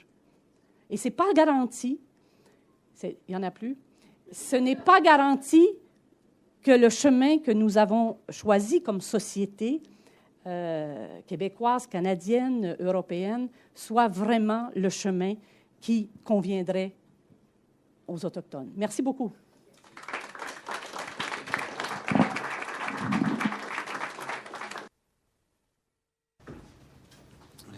Merci Carole pour cette présentation qui souligne à juste titre l'agentivité, l'inventivité des Autochtones et qui montre ce paradoxe d'une société complexe, multiple, dynamique, qui est sujette à de très nombreuses transformations sociales et culturelles et qui pourtant est confrontée à l'invisibilisation de l'ensemble de ces dynamiques. Ce qui pose la question d'une citoyenneté effective aussi lorsque la réalité de ces sociétés, leur modernité ou leur projection dans l'avenir n'est pas prise en compte ou n'est pas rendue visible et donc pas utilisé dans le débat national comme une brique constitutive du débat politique au Canada. Mais évidemment, ta présentation, pour moi qui travaille sur l'Australie, est extrêmement familière à bien des égards. Je pense que cette question-là de la transformation sociale des mondes autochtones, avec l'urbanisation, avec aussi des phénomènes de stratification sociale et des phénomènes de sédimentation, de trajectoires historiques qui ne se réduisent pas à la seule réponse au rapport colonial, mais qui procèdent d'autres formes de dynamique, méritent d'être interrogées parce qu'elles viennent justement bousculer cette citoyenneté. Je m'arrêterai là pour le commentaire parce qu'on va ouvrir plutôt aux questions que vous avez sûrement nombreuses.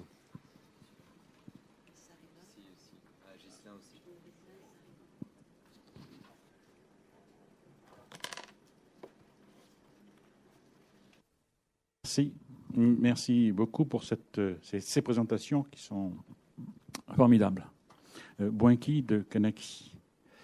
J'ai une question, je ne sais pas si c'est Madame Lévesque qui va répondre ou Monsieur Papillon, mais c'est au sujet de la visibilité de ces populations autochtones qui sont citoyens à part entière quand même du Canada, sur la visibilité pour la communauté québécoise indépendantiste. Merci.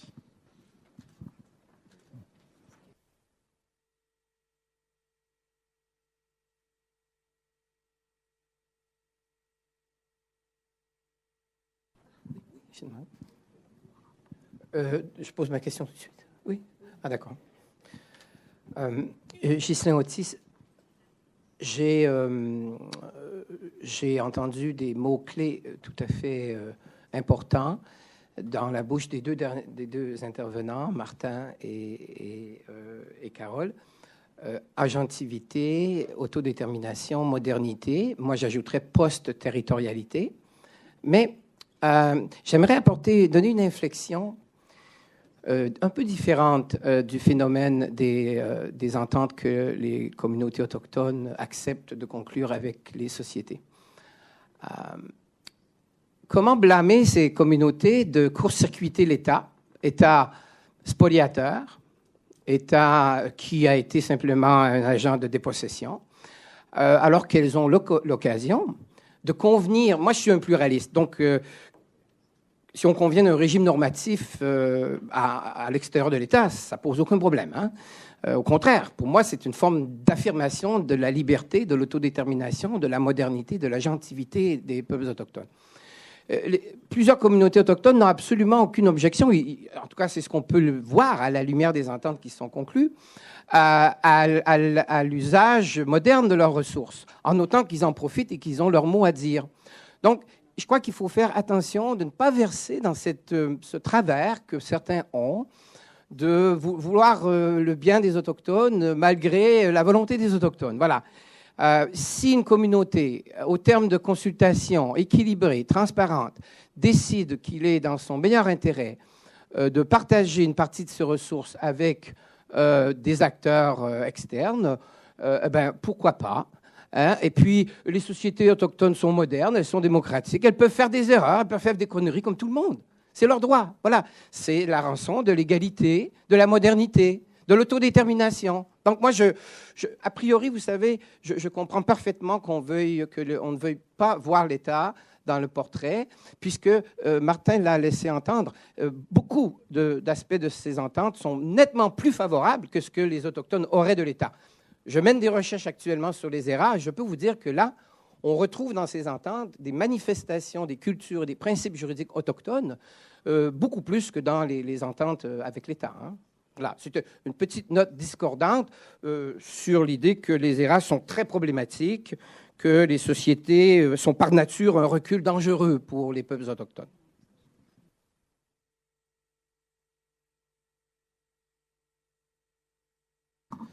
Thank you.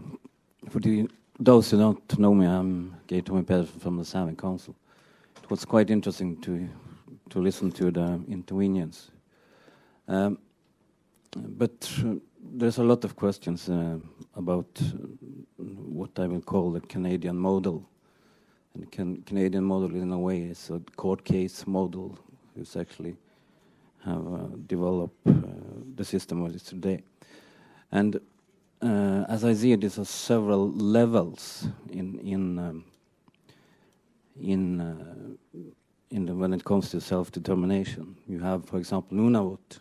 The case of Nunavut is quite different from what the last speakers have been talking about.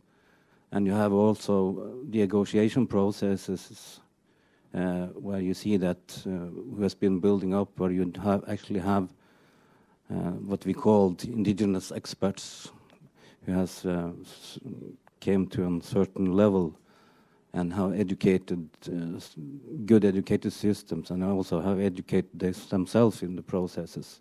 So the processes are also changed because of the level of understanding and education.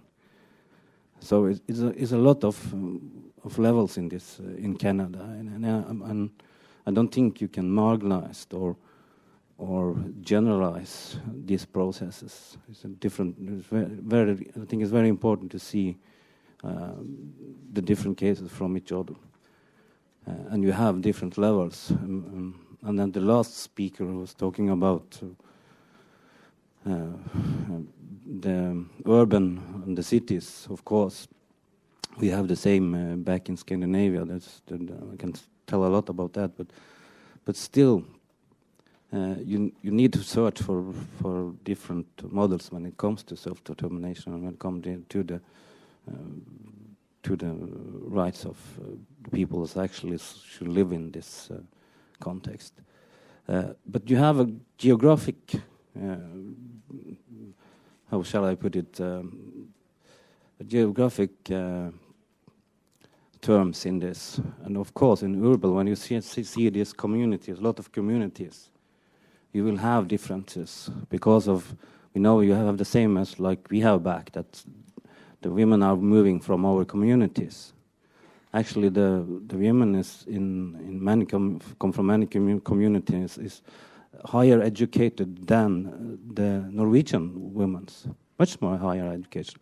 But also we have some communities where actually the women move back home and contribute in the society. So there is a lot of different stories to be told.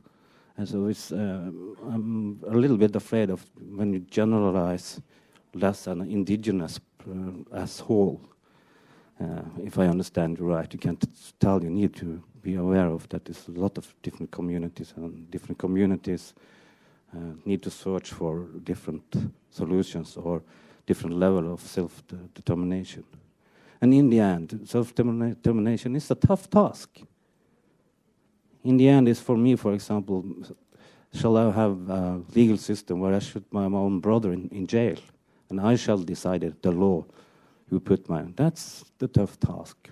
We know this. Of course we know this as indigenous peoples, but where is the pathways, as you was stating? That's a challenge, of course. But of course we will work our pathways.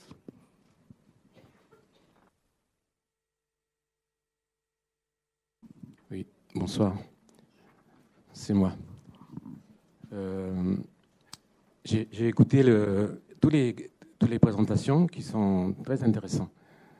Et ça m'éclaire beaucoup dans ma réflexion. Mais je vais faire juste une petite parenthèse.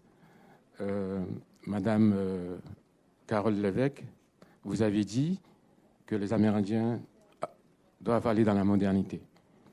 Lorsque ça sort d'une anthropologue anglo-saxon, ça fait plaisir. Ce n'est pas le cas de beaucoup d'anthropologues français. Surtout, je pense à un couple d'anthropologues. Lorsqu'ils m'ont vu la première fois en jean, ils m'ont dit que j'étais plus un Amérindien parce que j'avais pas mon pagne et que j'avais un ordinateur à la main. Donc ça me fait plaisir. Autre chose, une autre parenthèse. Monsieur Papillon, rassurez-moi que c'est pas votre arrière-arrière-grand-père qui était bagnard à Cayenne, qu'on appelait Papillon. Donc, je reviens aux questions beaucoup plus sérieuses. Lorsque, dans la citoyenneté autochtone, croyez-vous pas que il y aura un fossé à l'intérieur même des communautés.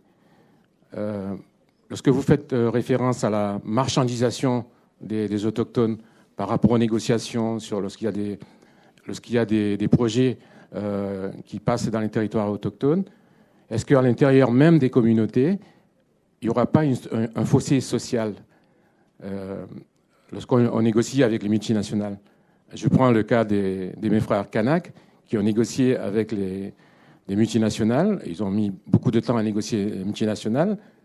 Et je pense que ça fait un fossé dans les communautés.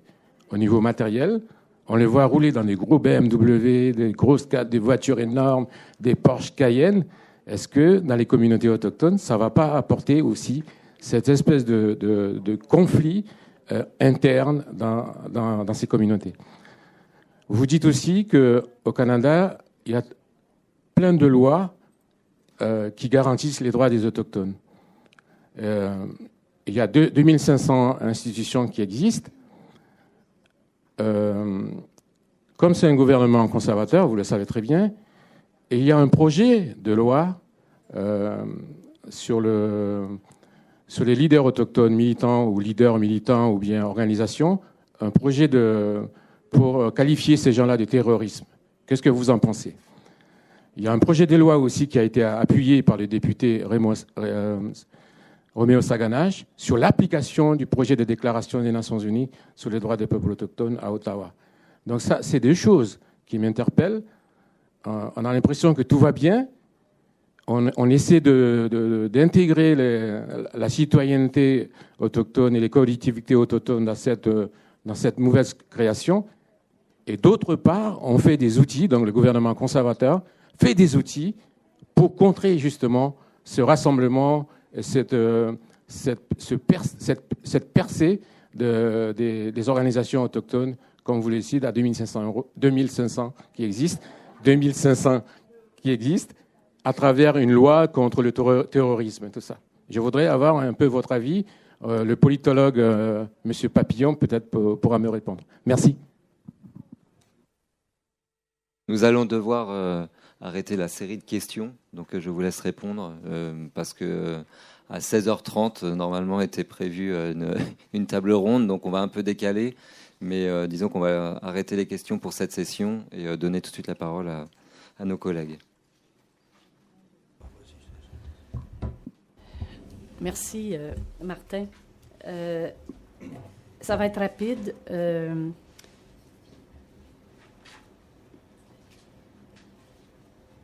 Cette question des monsieur Samy, effectivement qu'il y a différents modèles, notamment pour la question des Autochtones en milieu urbain. J'ai parlé du Québec. Hein. Je pourrais peut-être trouver des liens avec le reste du Canada, parce qu'il y a quand même, entre le Québec et le Canada, des institutions politiques, sociales qui sont partagées. Mais loin de moi l'idée de penser que j'essaie d'appliquer un modèle. D'ailleurs, je ne crois pas au modèle. Oui, monsieur Alexis, oui, non seulement il faut faire en sorte qu'ils appartiennent, les Autochtones, à la modernité, mais ils sont dans la modernité. Ce n'est même pas quelque chose de demain, c'est quelque chose d'aujourd'hui.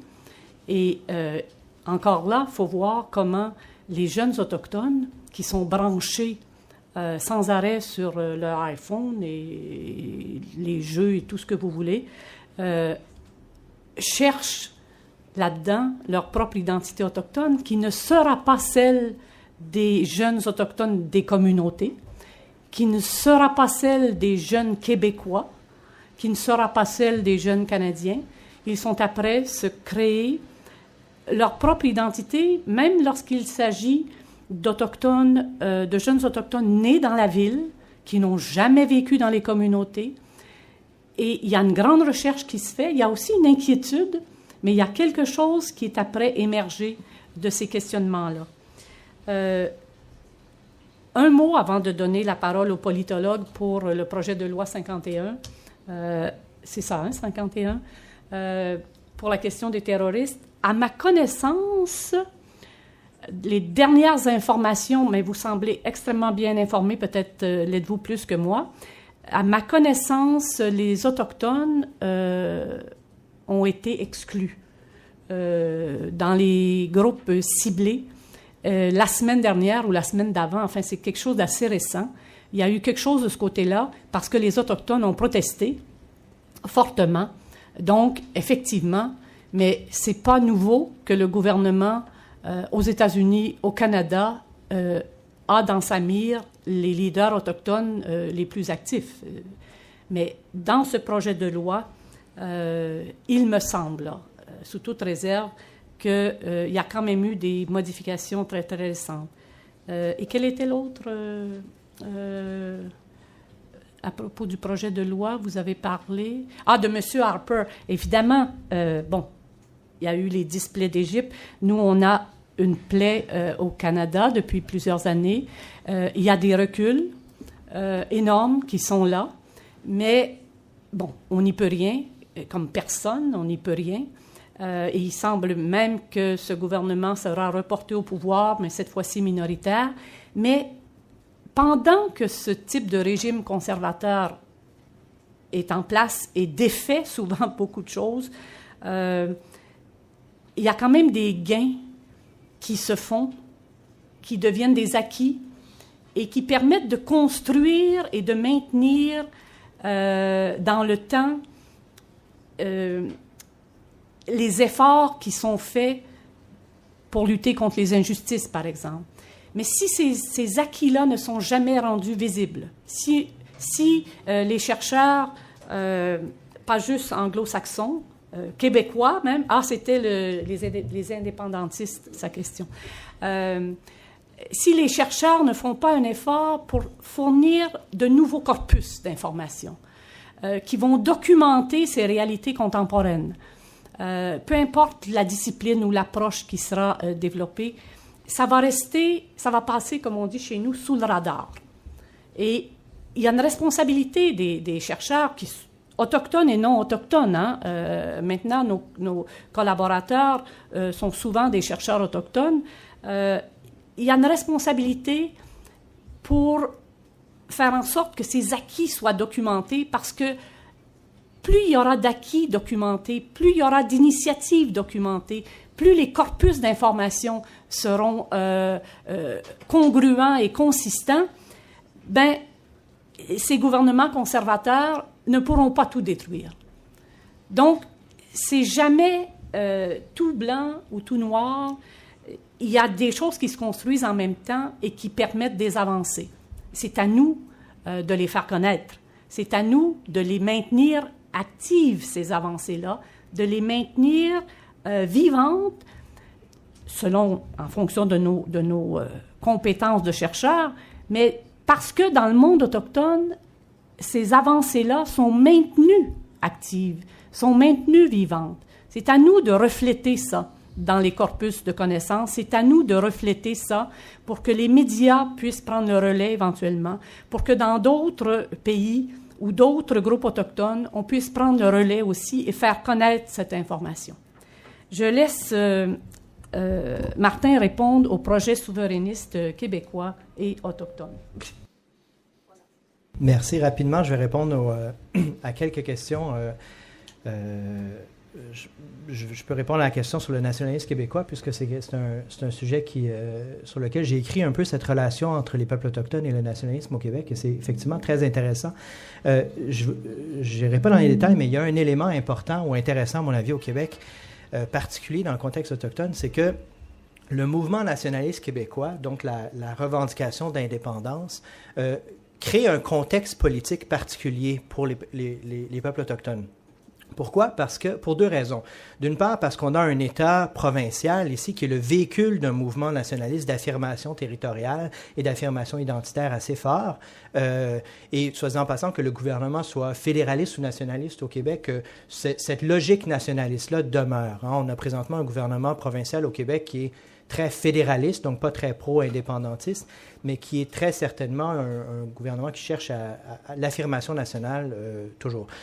Les Autochtones, dans ce contexte-là, c'est un obstacle, évidemment, parce que la compétition sur le territoire de l'affirmation de l'autorité est plus importante et est plus problématisée, mais c'est aussi un outil, paradoxalement, parce que le langage de l'autodétermination, et donc la remise en question des frontières du régime de citoyenneté dont j'ai parlé, mais aussi de l'État souverain, fait partie du discours public quasi quotidien au Québec.